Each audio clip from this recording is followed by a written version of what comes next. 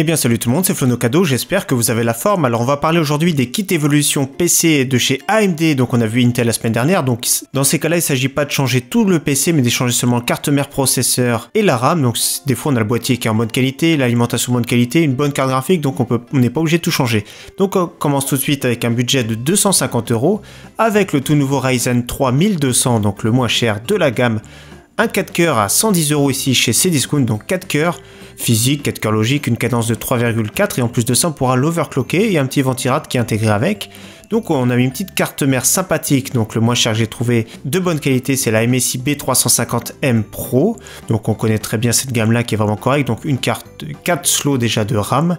On pourra mettre une carte graphique, c'est du format micro ATX, donc elle a un look noir basique qui passera partout, enfin noir c'est plutôt marron foncé on va dire. Et donc le prix, donc ici affiché 84 €, mais ici comme on voit à droite, vendu par Amazon 75 € à partir du 7 août. Donc 75 € c'est un bon prix, je trouve, pour une carte mère de toute dernière génération. Et en plus de ça, avec ce chipset B350M, on peut overclocker. Donc ça c'est bien, on pourra monter avec le ventirad d'origine, on va dire jusqu'à 3,8. Si on met un bon ventirad, on pourra taper maximum 4, mais pas plus de 4.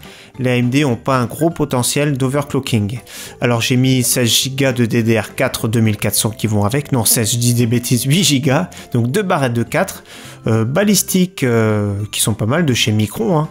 75 €, je trouve que c'est un bon prix. On file maintenant pour un budget de entre 350 et 400 € avec le Ryzen 5 1600, donc ici nous avons affaire à un 6 coeurs, vous voyez on voit même le petit ventirad qui est intégré, donc un processeur 6 coeurs pour moins de 220 €, donc 6 coeurs plus 12 threads, donc ici on va être très bien pour que ce soit pour du montage vidéo, de l'encodage il va être à l'aise, pour du gaming il va être à l'aise et peut-être même pour du streaming il sera pas trop mal encore pour du streaming. Donc 220 €, son concurrent c'est Intel, c'est le i5 7600K, donc c'est sûr que le 7600 est un petit peu plus à l'aise au niveau gaming, mais ici il est un peu plus polyvalent celui-ci. Moi par exemple si je changeais, je pense que je prendrais celui-ci parce que je fais quand même pas mal de montage vidéo, tout ça, l'encodage, il serait vraiment plus à l'aise. Donc on lui a mis une petite carte mère vraiment classe, 1 GB AB350 gaming, donc voilà on voit deux slots PCI Express 16 fois, mais par contre ce chipset là n'est pas ni SLI ni Crossfire, donc faut en tenir compte, on peut mettre qu'une seule carte graphique. 4 slots de RAM, format ATX plein, une bonne carte son, bonne carte réseau, correcte on va dire. Donc franchement, une bonne carte mère milieu de gamme pour 90 €, ce qui sera vraiment pas mal du tout, donc je trouve que c'est un très bon complément. Après c'est vous qui voyez, mais le budget 90 €, celui-ci est vraiment pas mal, une carte mère assez classe on va dire. Donc je lui ai mis pareil les mêmes barrettes de mémoire que la première configuration, donc 8 Go, donc 2 barrettes de 4 Go en DDR4 2400 qui feront largement le taf. 75 €, c'est vraiment un bon prix ici chez Amazon. On passe pour un budget plus à 600 €, un budget un peu plus haut de gamme avec le Ryzen 7 1700. Alors vous voyez comme depuis tout à l'heure je mets pas les versions X.